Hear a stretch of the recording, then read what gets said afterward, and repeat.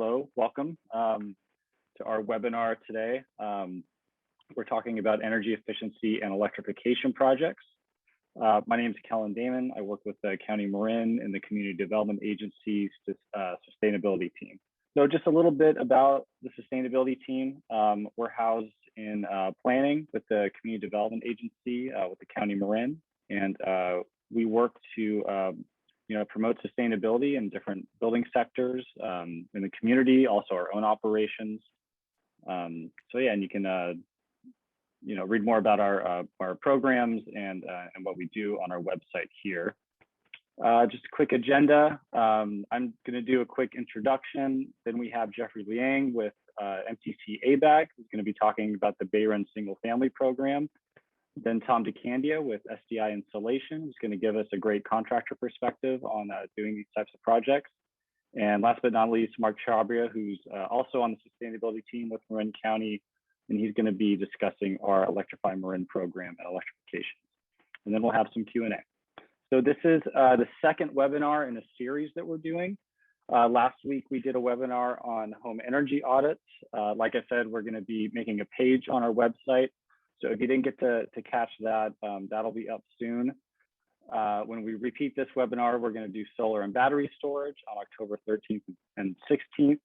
And then after that, we'll have two on electric vehicles, October 23rd and 26th. You can sign up for those and learn more about them at marincounty.org/climate events. And please, please, please tell your friends, family, neighbors. Word of mouth is a great way to spread the word on these types of events. So just a quick snapshot on Marin community emissions.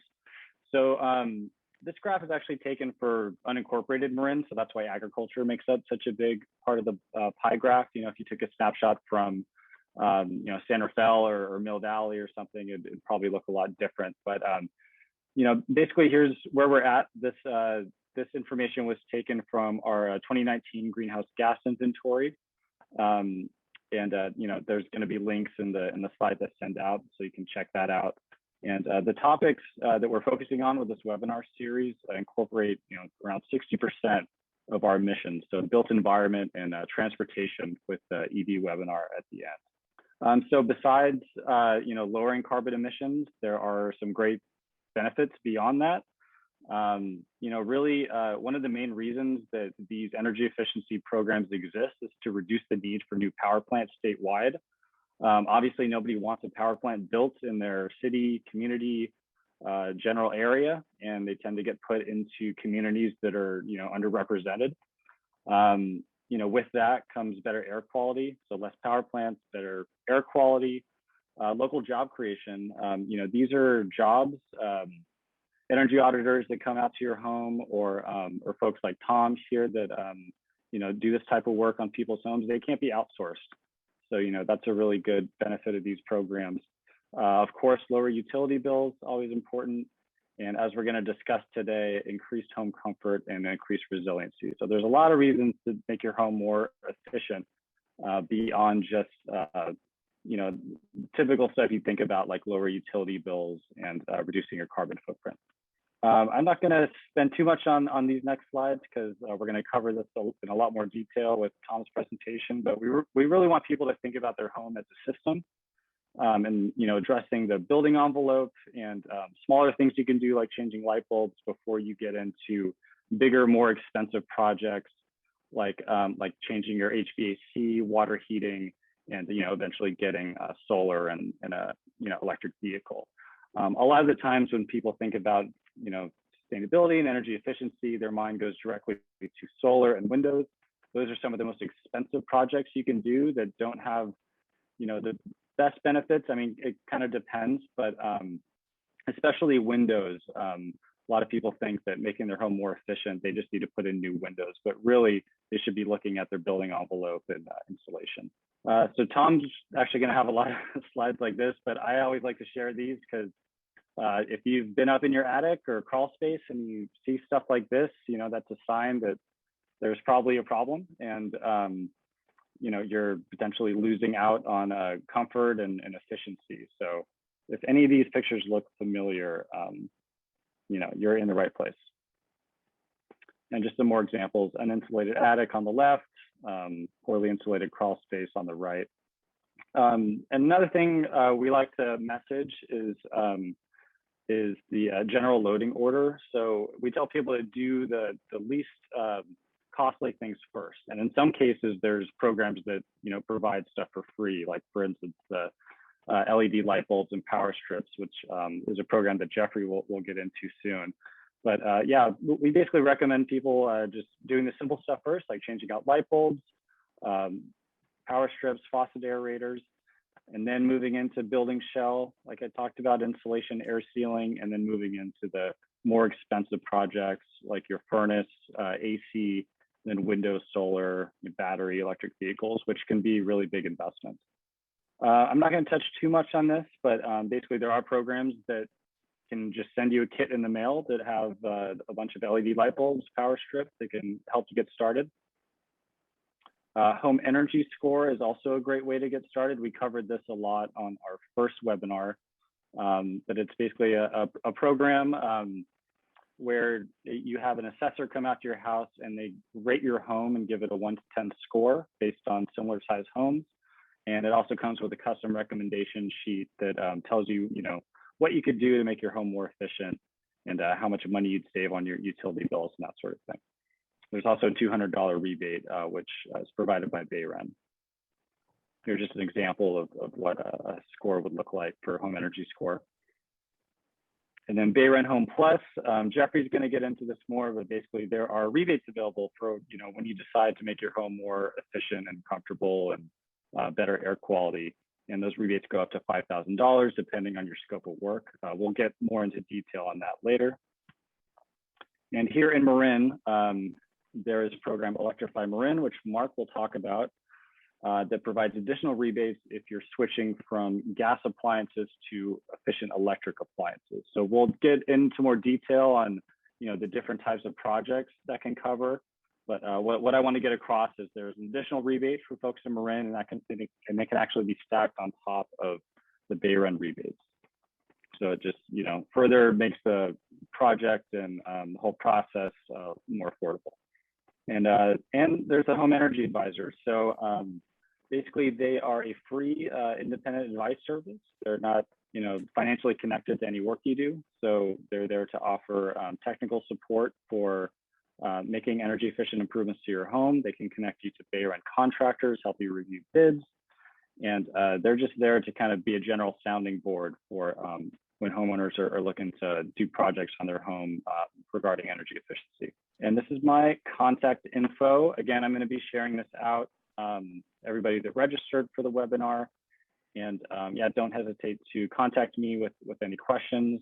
Even if a couple days later you're like, oh yeah, I had a question about this from the webinar on Wednesday. I'm happy to help with that.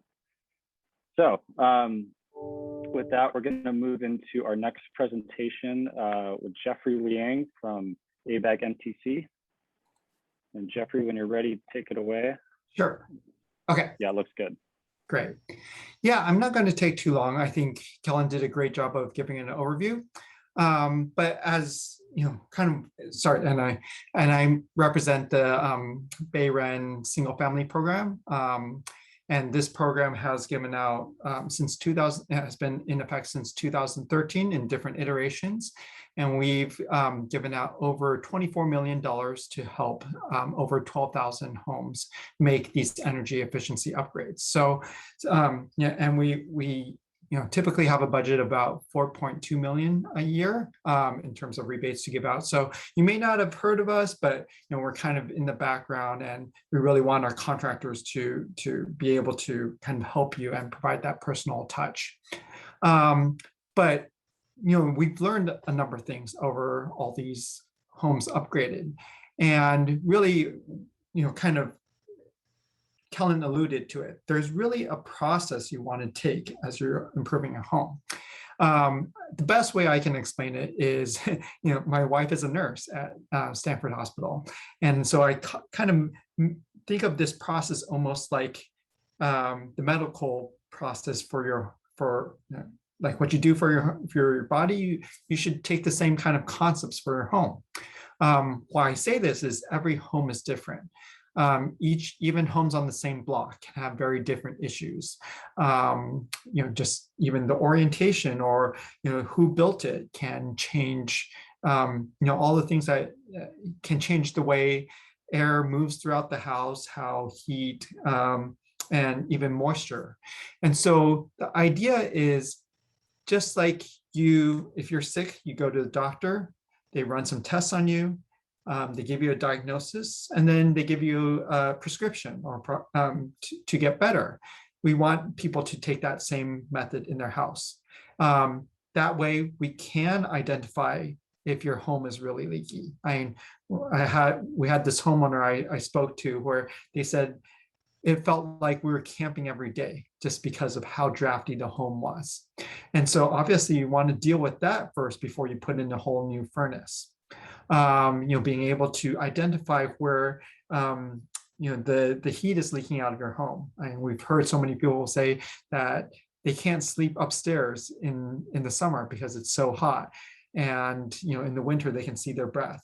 And that speaks to possibly a lack of insulation. So all these things you want to be able to test your home first, and then be able to figure out what's the best step based on that diagnosis. And so Tom will probably get into this a little bit more. The reason we have contractors in this program is they can be your house doctor essentially. So that's kind of the main message I want to put, or one of the main messages. And Kellen mentioned it, we have a program called Home Energy Score, which can kind of help with that process. It's not a full-on, kind of doing all the diagnostic tools, but it's a great way to at least start to get a sense of how your home performs compared to other homes of the same vintage and in the same neighborhood. We also have a $200 assessment rebate, which covers a fair amount, most if not all of that cost of someone coming out, doing a 1 hour or so assessment of your home, and be able to give you some recommendations on how to what should you prioritize. So highly recommend that. And then once you get those recommendations, you now have kind of a roadmap for what's the best things to work on. And then you can come and start getting rebates. And I'm not going to go into each one of these. We can provide this to you afterwards. But as you see, we have rebates for attic installation, wall insulation, for duct sealing, all these things that we talk about, trying to fix those leaks before you put in that new system. It's like, kind of making sure your new car is not running on flat tires. There's also, you can get rebates for upgrading that equipment. And I did want to point out that we do have rebates for switching from gas to electric, particularly heat pumps. Heat pumps are great in that they're 200, 300% efficient, which seems to violate the rules of physics. But basically, instead of generating heat, or it's taking heat from one place and moving it to another. And so you can do this for both air and for water heating. You can take the heat and basically just push it into your water heater and heat up the water that way. You can get these rebates. Oh, sorry. This is one thing. It says 1,500. It's actually 1,000, but you can get more from other sources. And Mark will talk a little bit more about this too. So, and then, kind of to reinforce that more systems approach to fixing our home, we have these bonus rebates. And I just did want to focus on this one. This one's a fairly small one in terms of the bonus rebates, $100, but it illustrates a key point in that if we really take a look at all these distribution systems first, and even really good contractors, they'll do, or it sounds funny, but by code, contractors are supposed to run these calculations, manual J and manual D, to figure out how much hot air and cool air should be going into each room. But unfortunately, most contractors, they just use a rule of thumb and say, well, you have this much square feet, you should have this many tons. And that really does a disservice to you as the homeowner. And so why we put this in here is because if you run those tests and you figure out, you seal up your ducts, then you actually might need a lot smaller system than someone else might quote you. And so not only are you getting this rebate, but you're getting a system that's actually sized correctly and possibly cost less because you're not buying like twice as much as you need. So all these rebates, of course, you can find on our website. The key to all this, again, is participating contractors. We need contractors that know what they're doing, that aren't just the guy, down the road who just takes shortcuts. And so that's why in our program we do have participating contractors who we vet, make sure that they are licensed, insured, understand these concepts, and then they also fill out all the paperwork for you, which maybe they don't love it, but it's great for you because they you don't, all you have to do is make sure you find a quality contractor, and you'll get the check at the end of the day. We do know that, going back to what Kellen mentioned, we know that this can be, people may need some hand holding through this process. It's like understanding what are the measures that you should do, even looking at different bids. So we have these home upgrade advisors who are there to walk you through that whole process. You can call them, say, this is what I'm looking for. These are the issues that I'm having in my home. And they can help you find contractors who are best suited for you, can even review bids, and even help you find other programs that are out there. I think, like Kellen mentioned, there's energy efficiency kits. They can make sure, if you're in Marin, that you are also connected to the Electrify Marin program. So if you don't remember anything else, remember that you have this advocate for you who can essentially walk you through the whole step, every step of the way. And so you can, that's the number 866-878-6008, or you can go to our website and there's a get started form. You can fill out the form and they'll email you back with to set up time to talk. And I think that's it for me. I can pass it off to Tom. Great, thanks so much, Jeffrey. Yeah, that point you made about downsizing equipment, I think is really important. Just a quick story.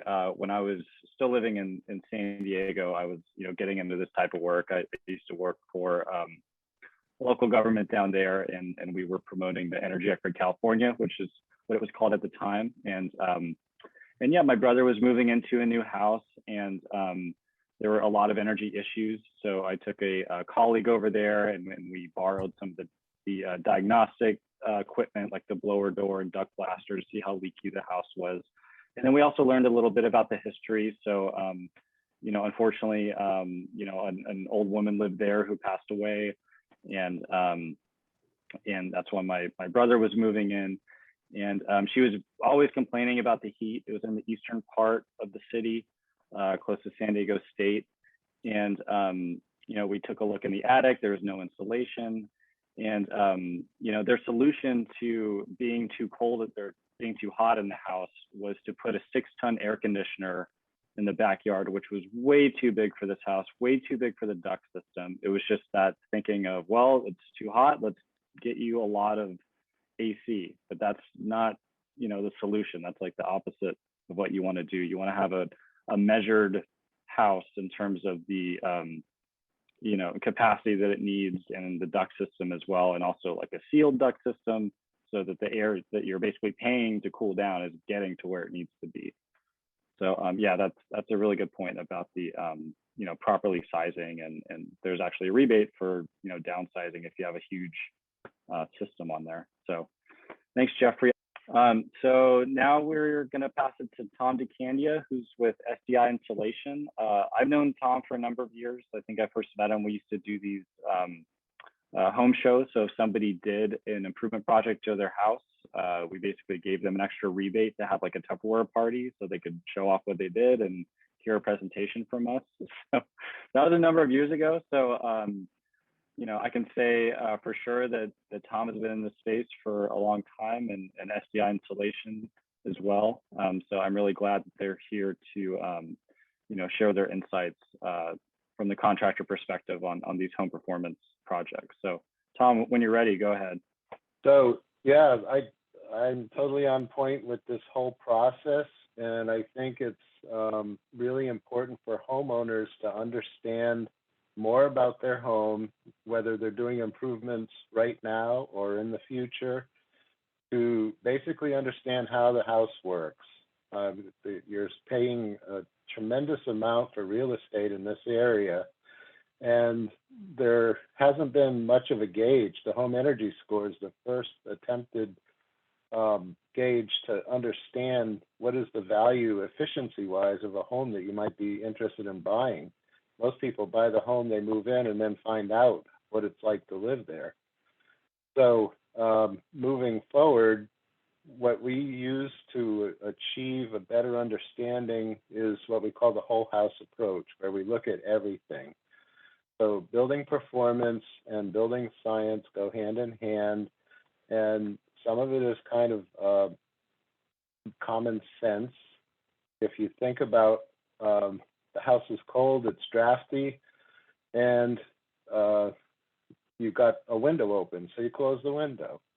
But in general, understanding more about how the house was put together and what you're trying to do with it. The older homes, they put in huge furnaces for heating, and they put the delivery system under windows, which were very leaky back then with the rope and pulley counterweight balance on the windows. And houses were built to breathe, so they didn't have moisture issues, they didn't have condensation issues, and pretty much it worked for the time. And now we're trying to work on these older homes and tighten them, and you have to take into consideration a lot of those basic scientific analyses to see what's going to happen inside the home and make sure that you're not only sizing properly for the heating and cooling load requirements, but also providing the right amount of fresh air for the occupants and not creating any vapor traps or moisture traps or condensation issues that could lead to problems in the future. So anytime someone calls me to a home, regardless of what they're calling for, I tend to look at everything. So I come into this home, there's some basic things here, and you'll notice that they have, on this little picture, they're showing, I don't know, can you see my cursor? They're showing a stop ceiling right here at the roof deck, and you see this equipment is in the attic. So normally in a vented attic in the winter, it's going to be maybe 40 degrees up there in our climate zone. And you're trying to run heat through these. So you have insulated ducts, you've got a box that has some insulation, but you know that there's heat loss already happening here before it even gets into the house. But this is one, I'll talk about this later, about moving what we call the building envelope up to the attic roof deck here. But just understanding from gas appliances, because we're all looking at how to reduce carbonization, gas emissions, CO2, and then there's other safety issues with gas. When we're doing full audits, we do combustion safety testing, and this is required in the program. If you're going through one of the Marin incentive programs, you have to do this at the end to make sure the house is safe. But these are some things that I've found along the way. When I first moved to this area, I went to someone's home. The woman said, well, my furnace doesn't work, and the house is always cold because I don't have a heater, and I have tremendous headaches all the time. So PG&E had disconnected the furnace because this is where the gas comes out, the flue gases come out, and they're supposed to go up the vent stack and out of the house. But it was leaking in the crawl space under the house, and the house was filling up with carbon monoxide, which is deadly. So her solution, after they shut down the furnace, she was using her gas oven as a heater. And of course, the gas oven is not designed to be run with the door open. And she was doing the same thing, filling the house up with carbon monoxide. And so we quickly shut that down, let her know what was going on, and got her help so that she could take care of the house. But we do this testing on every home that goes through the program to make sure that the house is safe once we've worked on the house. This is an old gas furnace on the left here. You can see that there's a lot of dirt, there's probably been moisture. It probably hasn't been venting right, so the condensate, the flue gases condense on the inside of the vent pipe on the way out, and carbonic acid rolls back in here and starts corroding the whole furnace. So the life cycle of this unit is not going to last as long as if it was properly set up and properly maintained all those years. On the right side, this is a guy who just put in a new heat pump system. He got rid of the gas furnace. So you can see the old gas vent pipe here going through the roof, disconnected. And this is now a totally electric heat pump system, and the condenser's outside on the side of his driveway. Then he knows that there's a problem with insulation, so I was looking at it. I just took this picture. It's not the best picture, but just wanted to get an environmental reference for that. Some houses have the HVAC equipment in the garage and the ducts come out. So the garage is considered a place where combustion takes place, whether or not you have your combustion appliances in there. Combustion vehicles for a long time have been expected to be in the garage. So if there's any kind of a fire in the garage, you're supposed to have fire rated material. So this drywall has a fire rating, and you can see we did some air sealing here with orange fire rated caulk. And the duct system up here was poorly insulated, and all of this metal is conducting. So this was the return, and they used a pan return, which is not legal anymore, but they used floor joists to bring it to this metal rectangular system. So basically, the house air is coming through this, getting colder than it was in the garage. This white tape is suspected to be asbestos-containing material from the 30s and the 40s.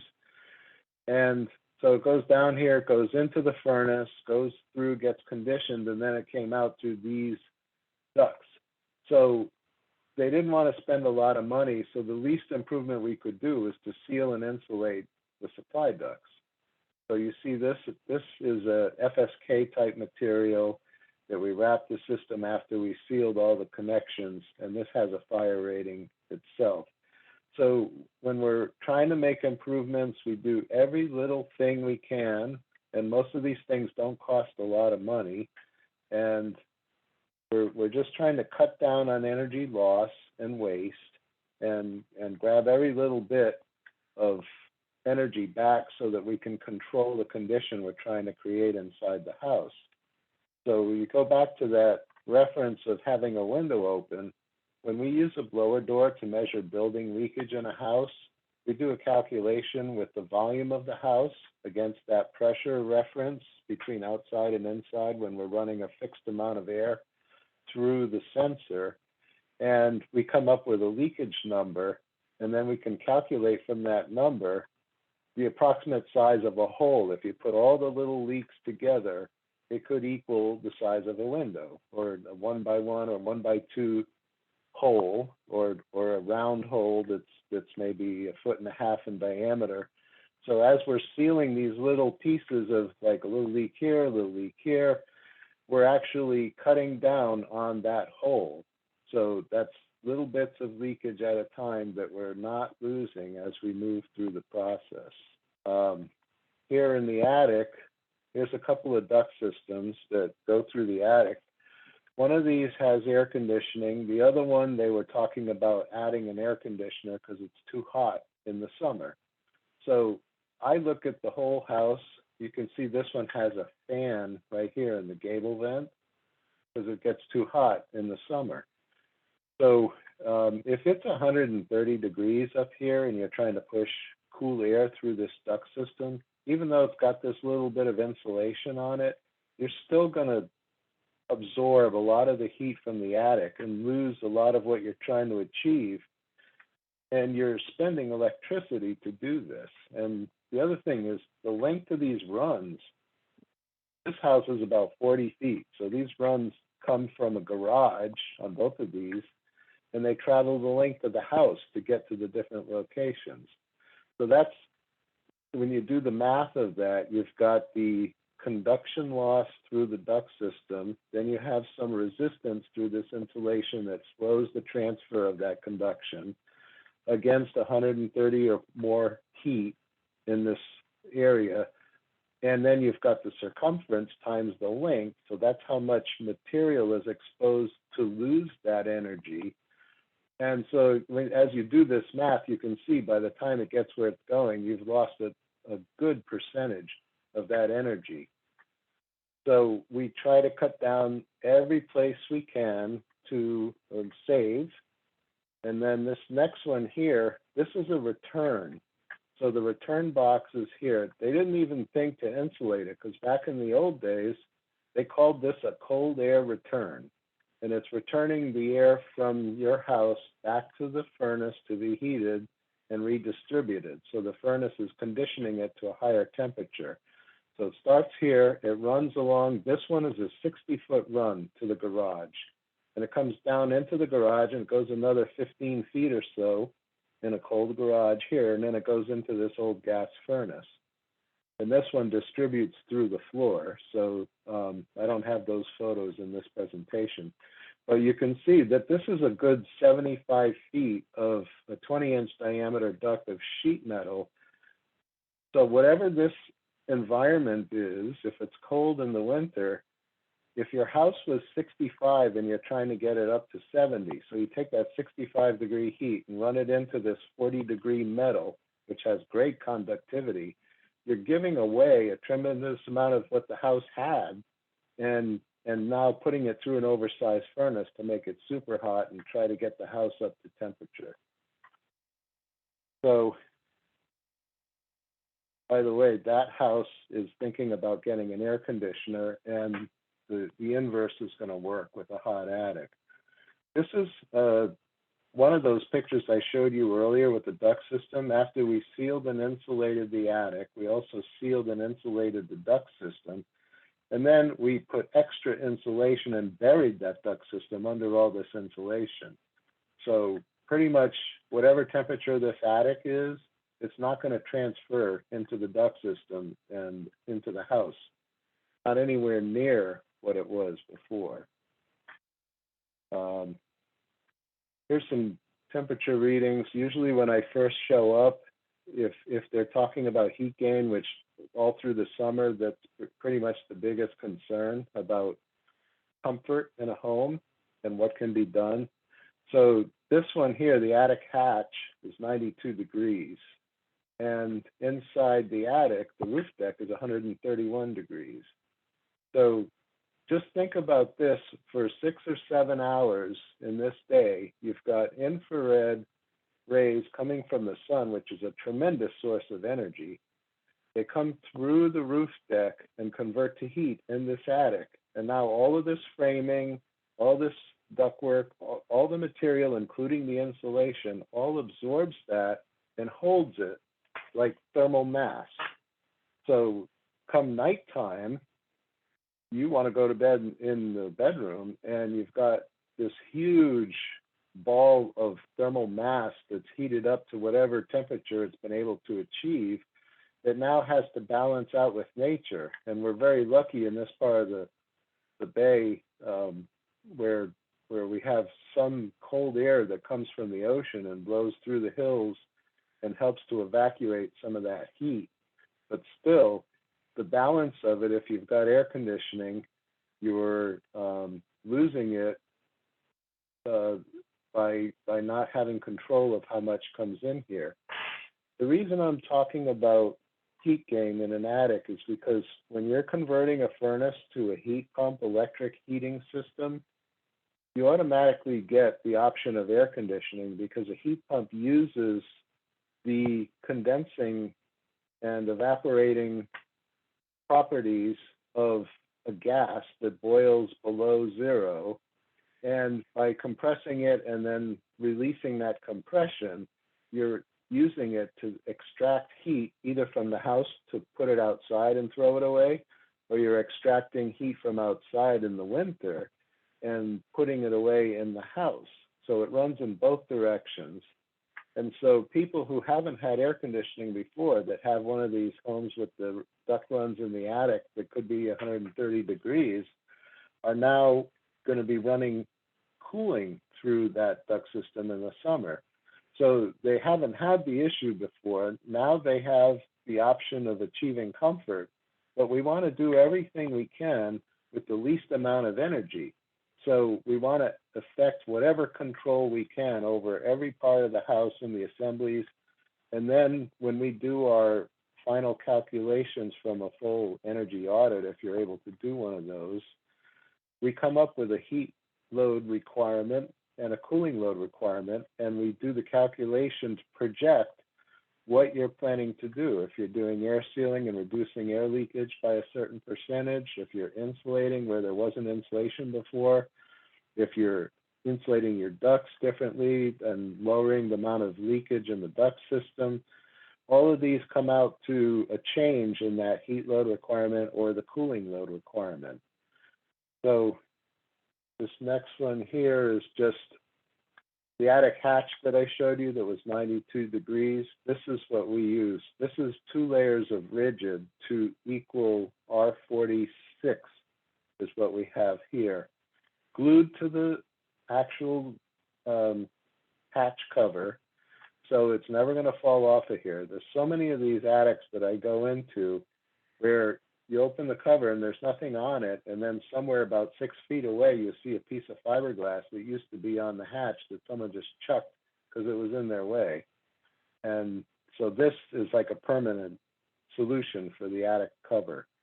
And you always want your hatches and the whole part of your 100% of your attic to have the same R value all the way across. And of course, this is not finished yet, but there's going to be a double weather strip on this hatch cover so that there's no air leakage through the hole. Another part of leakage in an attic is recessed can lights. This one over here is one of the old styles in the 70s when they started becoming really popular. People put in as many can lights as they could because it was great to have downlighting where you didn't have it before. And with incandescent bulbs, you have to release the heat so they don't get too hot. And you can see the slots in here and the big holes over here. So this is basically a hole. If you add up all these pieces, you can lose up to 40 cubic feet per minute under pressure through one of these old can lights. If you're pressurizing your house or depressurizing it with exhaust fans running. So this is now either losing heat in the winter or pulling heat in during the summer. And you know how nature is always going to balance. Hot's going to go to cold, wet's going to go to dry, high pressure is going to go to low pressure. You're always going to have balance.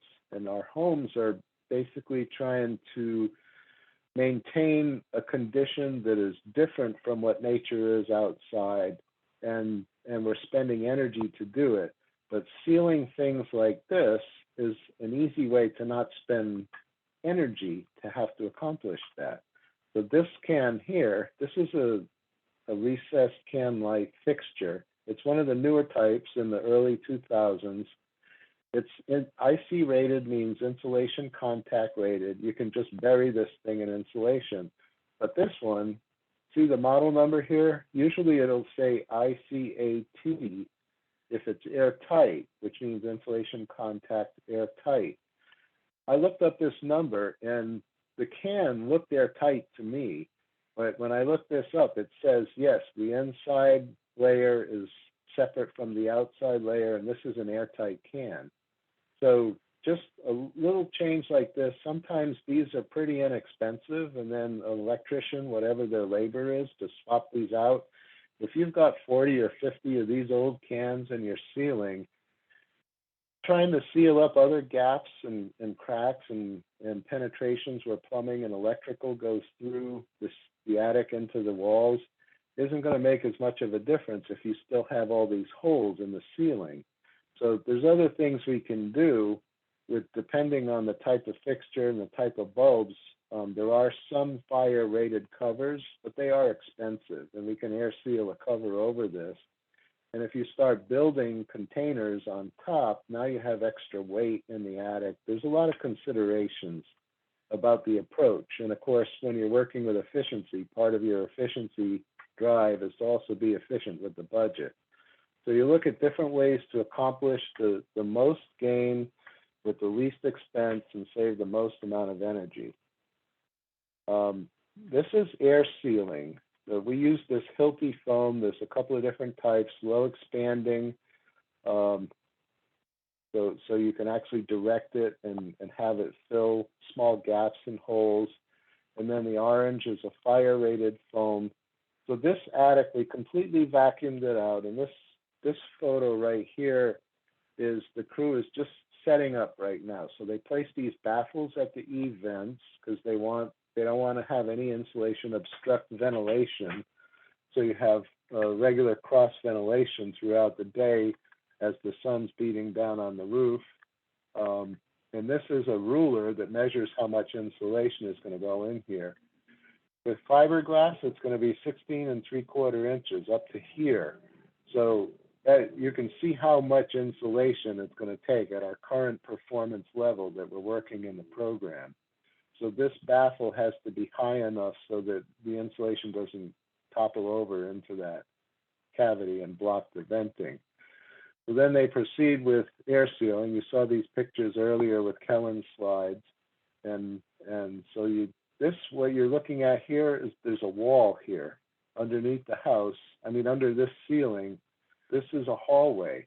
So they're sealing the seam where the drywall and the top plate of the 2x4 meets the attic. And then any holes where the wires or plumbing goes through, they're sealing those too. This is a vent from the range hood over the kitchen stove down below. So you don't need any kind of protection here. Just sealing the perimeter of this is fine. Sometimes there's a motor inside here, so there's heat generated, so we have to put a protective shield around it. Here's one of the guys trying to get into the eave there to set one of those baffles. He didn't know. I didn't see him when I was taking the picture. I would have waited. But this photo here is just showing what we call a knee wall. So this is one of those houses where there's a bedroom that is partially exposed to the attic. So this wall right here on the other side over here is a bedroom. And this is all attic space. This is the old lath and plaster ceiling with almost no insulation. Here's some leftover insulation that fell off the wall here. But they didn't do any air sealing back then. So any cracks along the way, all these seams, they're all leaky. And being that this is drywall and this is lath and plastered, they built this bedroom into the attic after the house was built. So originally it was just an attic. But when we go into a place like this, we clean all this up, then we air seal all the framing, then we put insulation. So this is the finished product here on this side. And then you can see the insulation that's on the floor of the attic.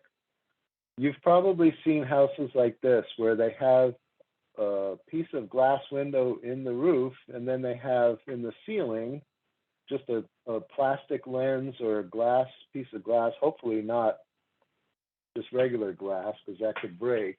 But this is a bathroom where they wanted outdoor light because it's in the middle of the house. So they just have a plastic lens laying in what used to be like the drop ceiling grid where you would normally put ceiling tiles in. So they just have these plastic pieces laying in here.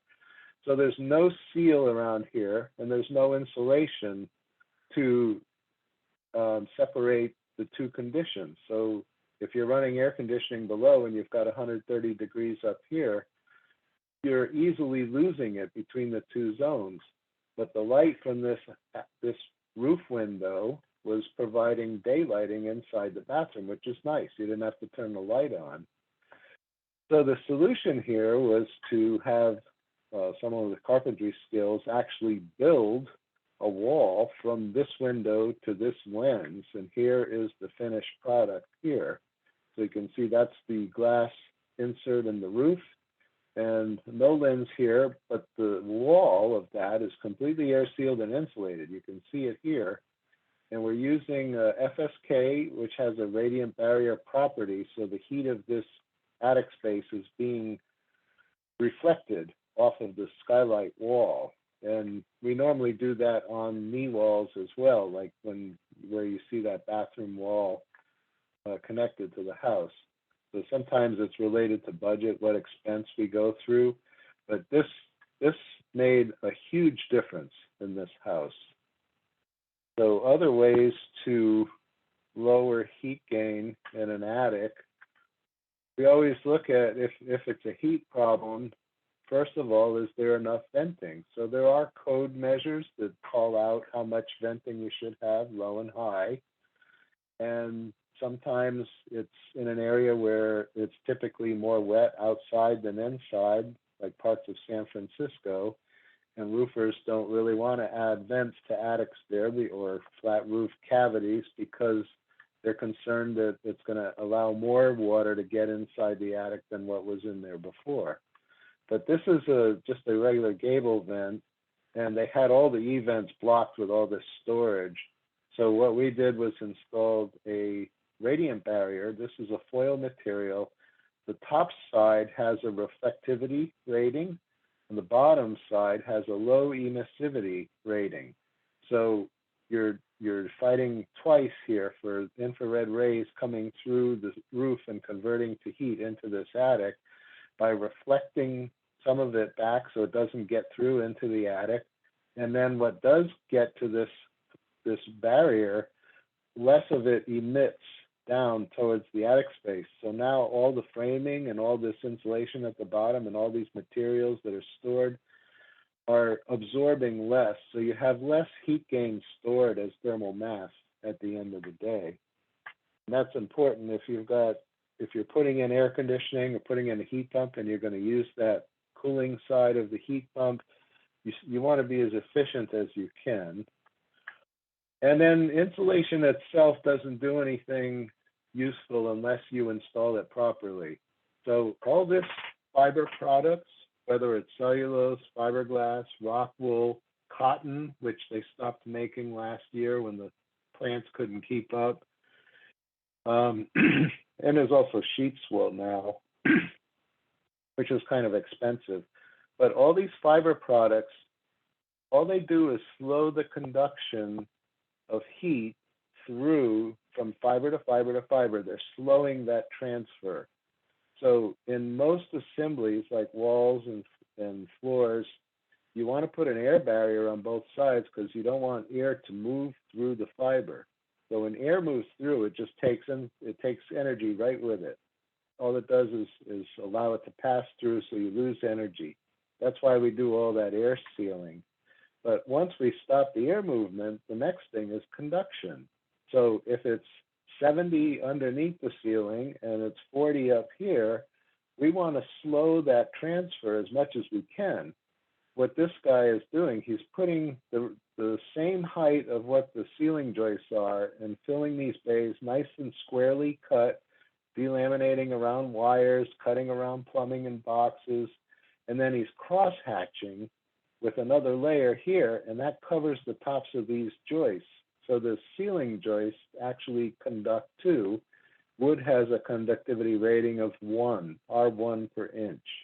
So if this is a 2x6 ceiling joist, it's got a rating of R5.5, and we're trying to get to R44 in the attic today. So you have about 15% of this attic space where you've got additional conduction that's less than the 44 because of the wood that's conducting between the two zones.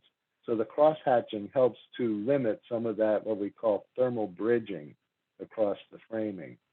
This is a blown fiberglass that's going in here. It's supposed to be even all the way across. And that's why we set the rulers to make sure that it's an average even everywhere, all the way up to the eaves where the baffles are. And then this one here is cellulose. Now, in this attic, they already had this duct system strung up above here, and that's nice.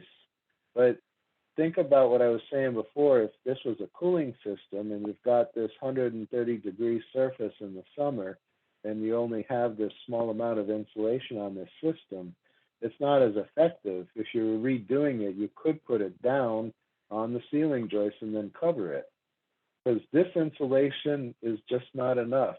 But the duct system gets more bulky, and it's not really an efficient way to attach the material to these round ducts. If you wanted to put a big fat piece like this wrapped around the whole thing, it's just not going to fit right. So you're going to have gaps and places where it doesn't match up right, and there'll be pockets where there's holes between, so the surface of the duct isn't touching the insulation, so it doesn't slow the transfer. So there's different issues with that.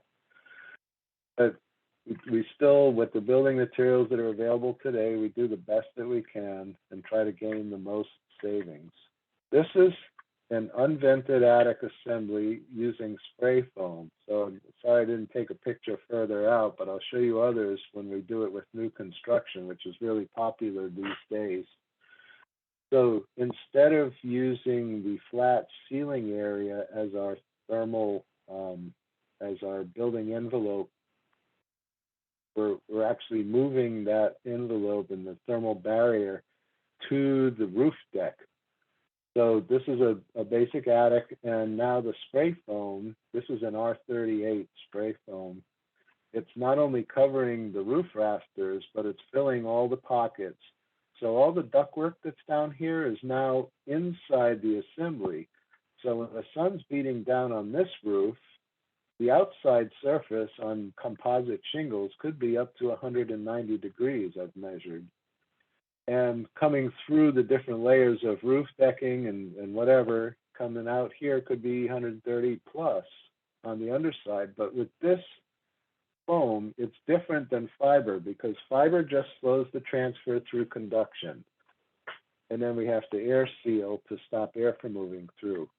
But on the roof deck, it already is a vapor barrier on the top side so that the water doesn't come through. And then the bubbles in this foam provide a thermal break on contact at the actual roof deck. So now we have an instant disconnection of conductivity right at the surface, plus an air seal, because we're sealing up all the vents and we're sealing up all the cracks, plus resistance. So we've got three things happening with this spray foam.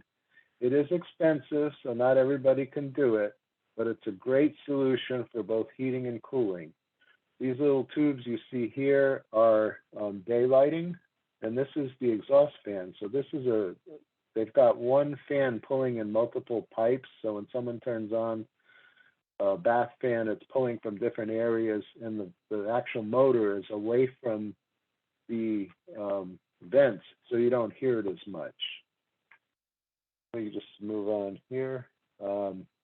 This is another area of that same attic. So you can see this is where daylighting is going through. This is a duct running down into the wall to go into one of the rooms. This is going into another section because there's a lot of cuts in this attic. It was a nice architecturally designed home, but all those pieces that all the different pitched roof sections that come together are all potentials for leakage and other problems.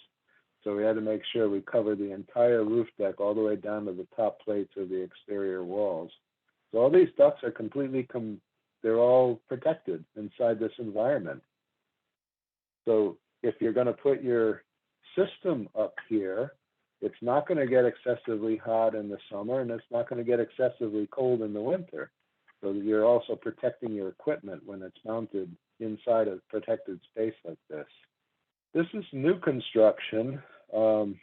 These are cathedral ceilings, so the roof is right on the other side of this. And with this kind of material, just like what I was saying, you can put your drywall on the bottom side of this, and you've got great protection here. You don't need any venting in these assemblies because it's completely airtight and watertight already. So these skylight wells are equally insulated around the edge. When we do this, we have to protect beams. Like this is a nice wood beam that's going to be exposed. These are all recessed can lights in here, and you can see that we wrap a little bit of fiberglass or mineral wool around the cans, because even though they're low heat, what happens is the spray foam is so intensely controlling of any heat transfer that even a low heat bulb in here, like an LED, can get too hot. So we give it a little bit of space for the heat to expand into the foam so the actual metal doesn't get too hot, because most of these have a thermal overload protector, and we just don't want it to get hot and set that off, because then the light will go off until it cools off, and then it comes back on, and that can be pretty disconcerting to people living in the house. This last one here is a home where the heat pump system that they're going to put in here is going to be in the garage, the attic above the garage. So this is the garage ceiling. This is a plywood platform that they're going to mount the equipment on. And these are the ducts coming from the conditioned space in the house. So we've got spray foam up on this wall, separating the garage attic from the house. And we've also got it up here to keep control of heat loss and heat gain over the garage. We also insulated the garage walls below this with regular fiberglass. But this is now creating an environment for the equipment that's going to be protected, even though it's not in the house. And with new construction, all of this ductwork is inside the building envelope. So even if it does leak, it's not leaking to the outside. We still would want this duct system to be sealed, because when we design a system with the manual J and the manual T, we want the right amount of flow and velocity to get to every room that was in the design. So if there's leakage in one of these runs, it's not going to deliver properly to the room. So when you do a full duct design, you want to balance everything based on heating and cooling load requirements and the size of the room and the placement of the registers and the type of grills that are in the register to be high efficiency, so the flow and the throw will properly mix all the volume of air in that room and allow it to get back to the return and back into this unit that's going to sit over here to be reconditioned. So those are the end of my slides. I didn't put my identification on here, but I can give it to the guys for when they share this out later. Yeah, and definitely. I will turn this back on to you. Okay. Great. Thanks so much, Tom. That was awesome. We do have some questions, but I want to save those until the end, unless, Tom, you want to type those in to the question box. If not, we can just answer them live, because Mark's presentation, I think, is only about 10 minutes. So, yeah, thanks again, Tom. So next we have Mark Chabria, who's with our office at the sustainability team with Marin County. Tom mentioned some, he mentioned a couple of times about how folks are switching from gas appliances, specifically, heating appliances for space heating, to heat pumps. So you're going to get that cooling capability as well as heating. And I liked how we touched on, how those factors in, when you're insulating your house, and that sort of thing. So Mark is going to touch more on electrification and the programs out there that can help pay for those projects. So when you're ready, Mark, take it away. Great, thank you. Can you see my screen well, Kellen? Yeah. Okay, great. So I am Mark Chabria. I work for the county's sustainability team along with Kellen, and I coordinate Electrify Marin, which is a rebate program that pays homeowners rebates for switching out gas appliances for efficient electric ones. And we also do a lot of community education around electrification, and a lot of education and try to provide resources as well for the building community and for contractors. So I'm going to talk a little bit about electrification in general and what it's all about and why we're promoting it and recommending it for our community. And then I'm going to talk a little bit about the efficient electric technologies that we're promoting through this rebate program. most of which have already been mentioned earlier tonight. And then as well as the rebates that are available to help kind of ease the pain of the transition to those appliances. You know, you might be hearing more and more lately about electrification and about the transition from natural gas to electricity in California. We've seen some legislation pop up in cities like Berkeley and San Jose, most recently and locally in Fairfax, that are banning the building of new gas infrastructure for new construction.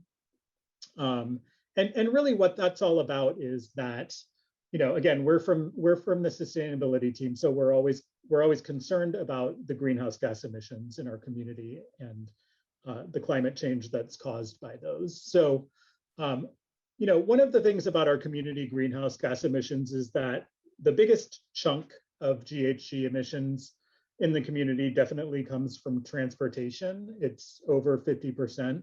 And there's a lot of work underway to address that, which is a topic for a different webinar. But important to note that 27% of the greenhouse gas emissions produced in Marin County come from natural gas. So really that is, you know, that's really the genesis of the Electrify Marin program, as well as, you know, these other legislative actions that you're seeing popping up around California. So electricity is cleaner than natural gas. We're seeing year after year an increased proportion of electricity coming through our utilities, PG&E and MCE, clean energy, coming from renewable sources like wind and solar. We also have available to us in Marin County, we can purchase 100% renewable energy through our utilities, through MCE's Deep Green program, or through the 100% renewable program from PG&E. Solar is also, you know, more and more widely popular and widely available to produce your own renewable electricity. We also have aging gas infrastructure here in California and across the country, and that aging infrastructure results in a lot of gas leaks. The natural gas itself, even when it's not combusted, is a powerful greenhouse gas. It's essentially just methane.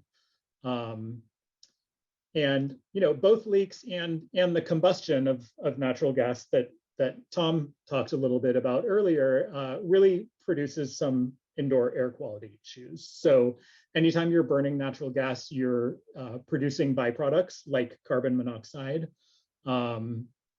especially when you're cooking with natural gas in the kitchen, but also really anywhere that it's burning.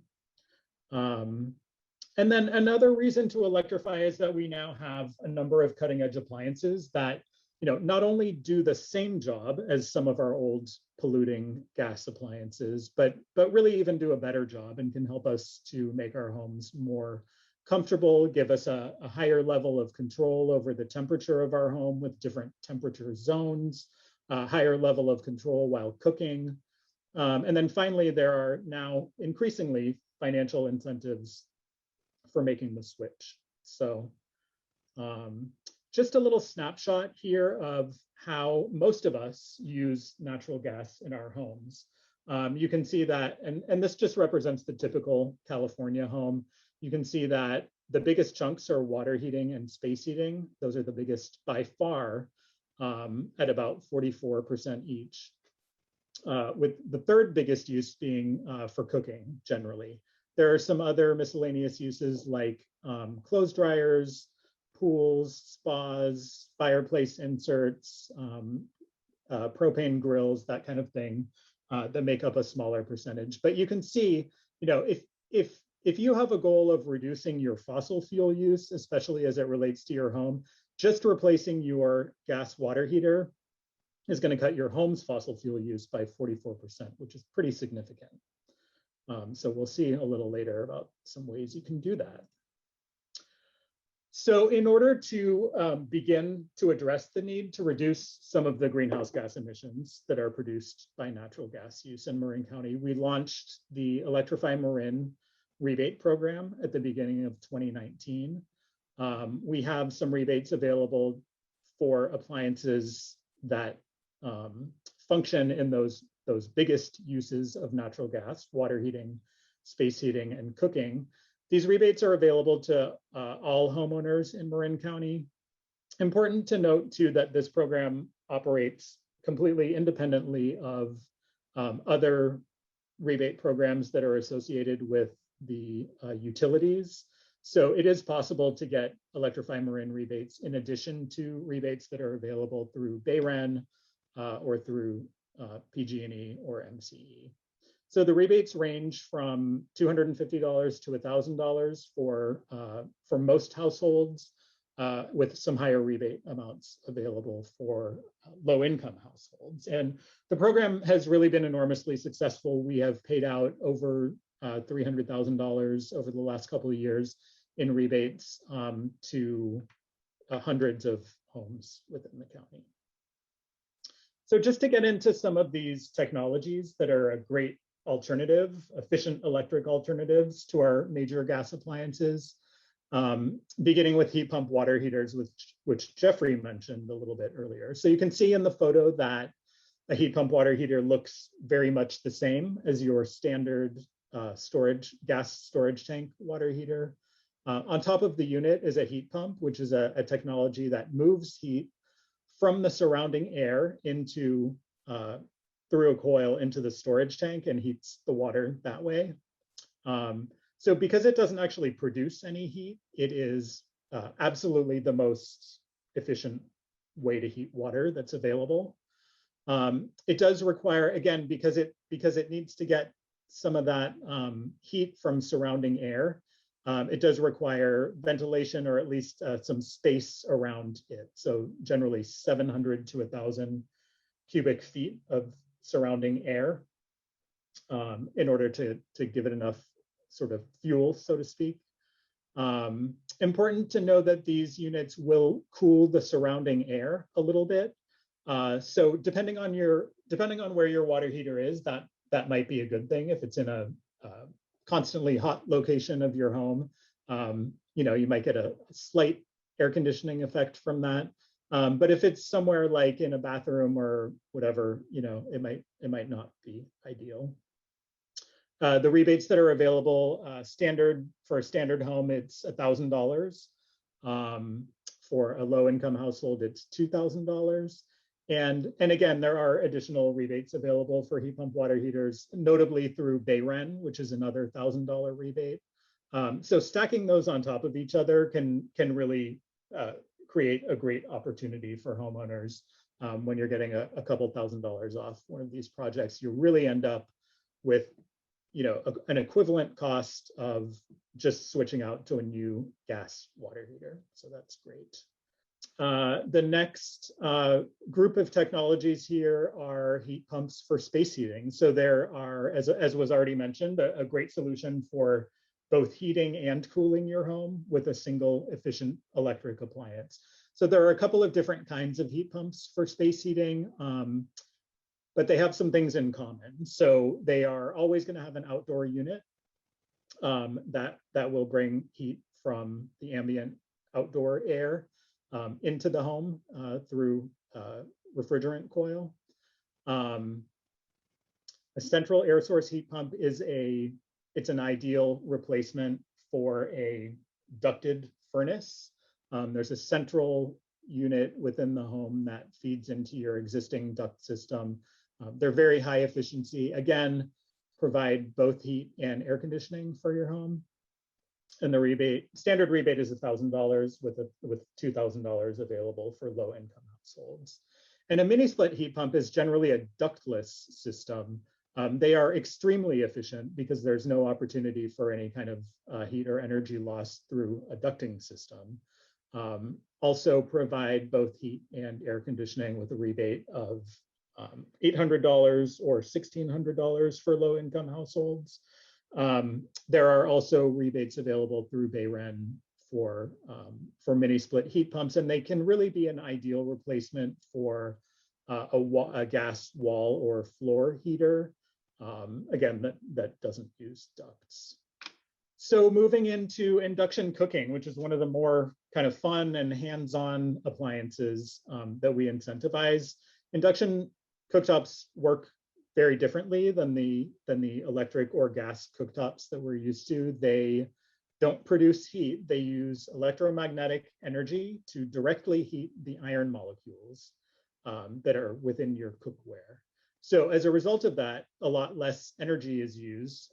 Heat and energy aren't wasted. And you can see the picture of the fried egg where it's kind of only getting cooked on the metal pan and not on the actual cooking surface, which doesn't get hot. So this produces a lot of benefits. So we get faster cooking times. You can boil water in something like 60% of the time that you can with your gas or electric resistance cooktop.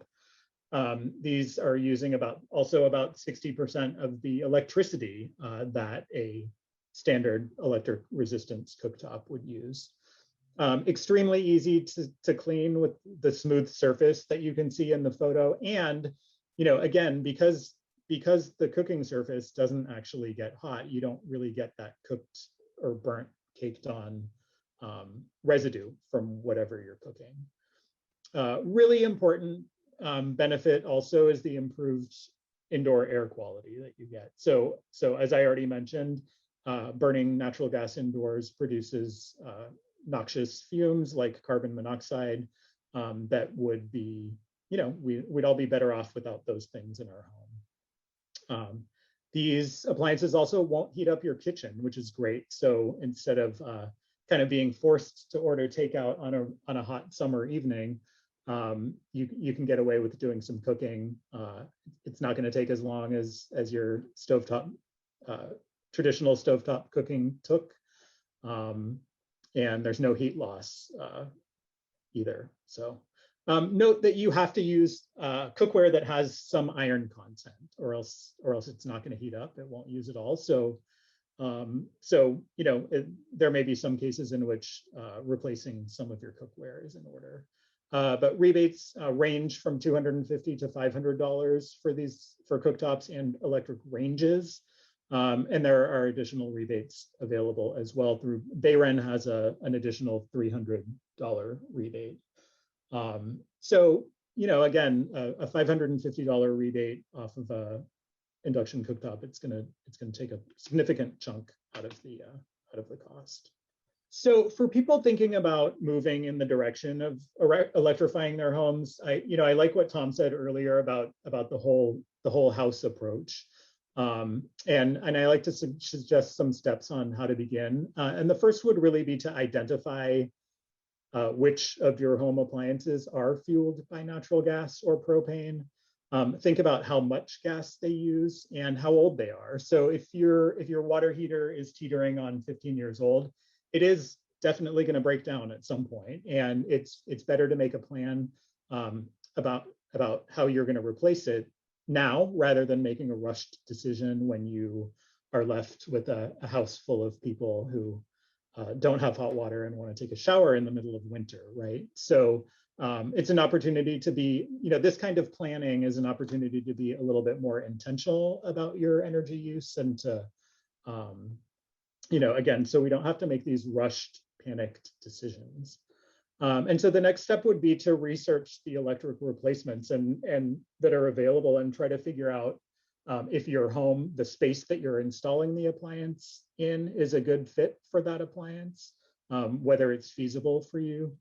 And of course, to check the electrical capacity of your home as well. So, doing a complete home electrification or adding major electrical appliances is often going to require an upgrade to the main service panel of your home. So that's an additional cost to kind of take into the mix.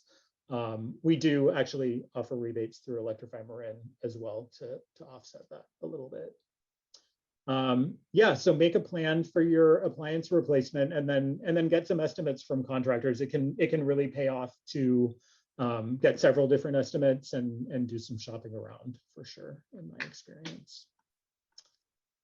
So just a couple of resources that I wanted to point out to folks who are interested in learning more. You can check out the program's webpage at marincounty.org/electrify.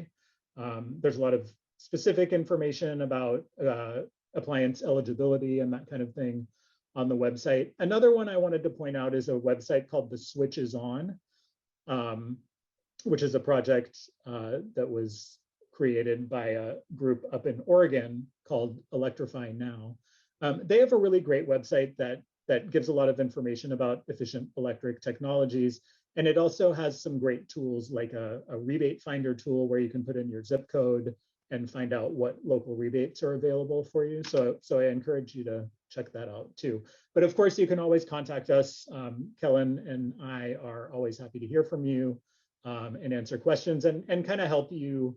You know, there are multiple different rebate programs and different opportunities to help with this kind of stuff, and it can be a little bit tough to navigate. So we're always here and available and happy to help. So that's about all I've got, but certainly happy to answer questions. And thanks a lot for coming.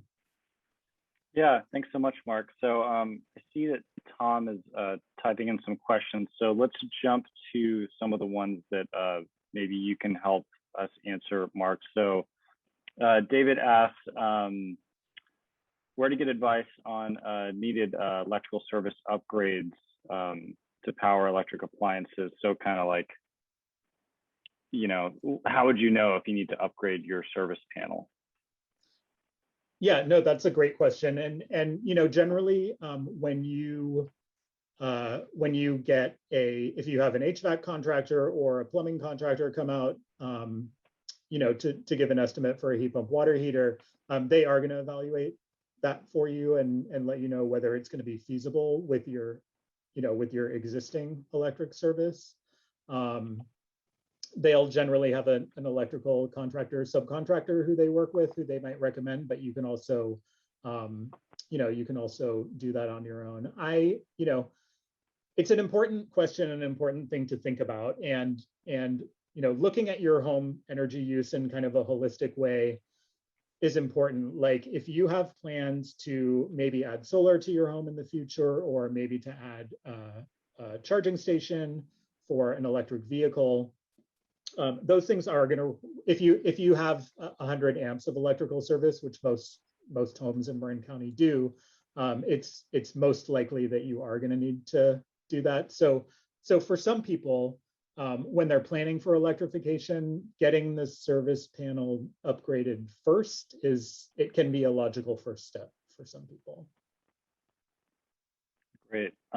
Thanks, Mark. I'll jump on this one from Anonymous. How does on-demand water heater compare to a heat pump? So just a little, I'll try to be brief because we're running out of time, but just a little bit of history of that. So built into the energy part of the building code, Title 24, it used to be that when you're building a new place, they made it so you needed to install instant hot water ready system. So usually when you were, you know, switching from a gas tank water heater to an instant water heater, that required a fatter gas line, because basically what the instant water heater is doing is running water through the system and heating it up tremendously with gas. So it required a lot more gas.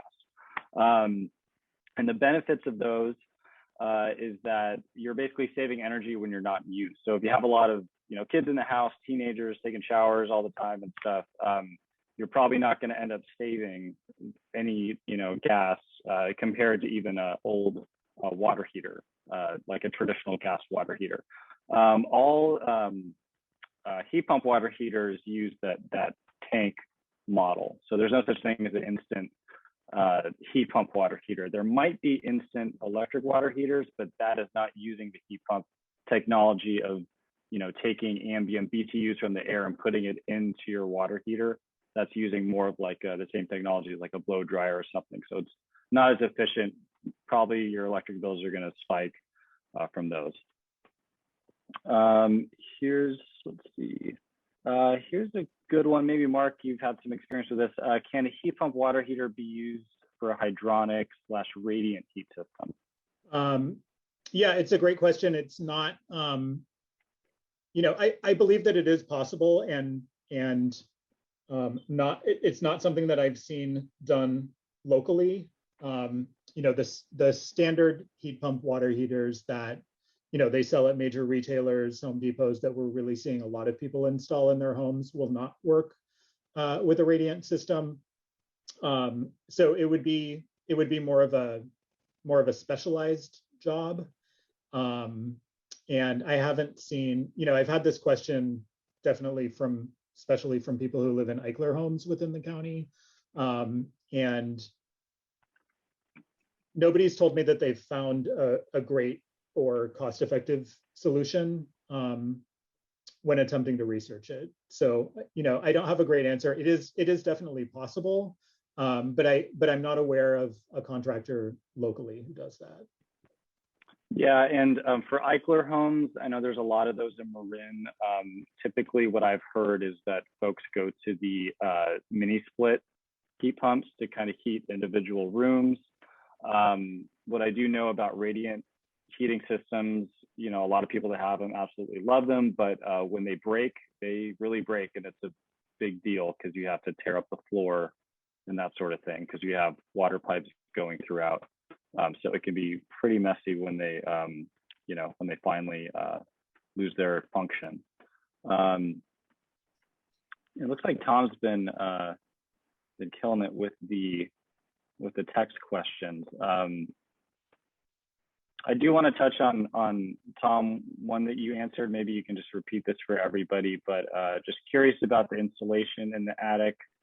What's it made of? What are the flammable properties of different types of insulation? I think that'd be good for everybody to hear.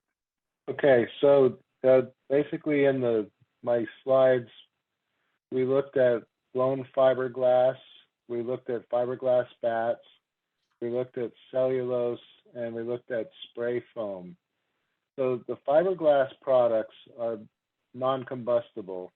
The fiberglass bats do have a plant-based binder in it that holds the glass fibers together in a rectangular square, which the binder has a flame retardant, but technically it is combustible. But you wouldn't be able to ignite a fiberglass bat and burn it. Fiberglass melts at 1200 degrees. The mineral wool and rock wool products are also non-combustible, but of course, if you get to high enough temperature, those will melt as well. Cellulose has flame retardants in it, which basically stop it from being able to ignite.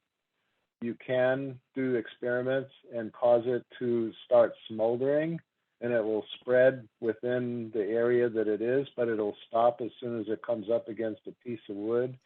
So the manufacturers claim that it's non-combustible within building code requirements for flame spread and ignition requirements. And spray foam is the same way. You can take a piece of spray foam and put a blowtorch on it and it won't ignite. But if the assembly catches on fire, like if you've got a 2000 degree fire raging outside of the building and the assembly ignites, the spray foam is definitely going to ignite with it. And the issue with foam is the gases that come off when it does ignite are very toxic.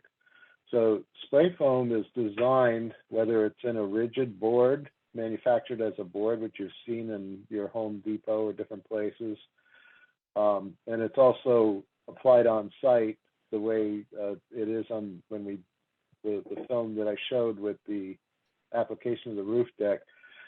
It's required to have either an ignition barrier if people aren't going to go in there and use it for storage. The ignition barrier gives a 15-minute delay in the ability for a fire to happen and for that to spread, so that if a worker is working on a piece of equipment up there and accidentally starts a fire, there's enough time for them to get out. But a thermal barrier is a 1 hour delay that has to be done with either drywall or other building materials.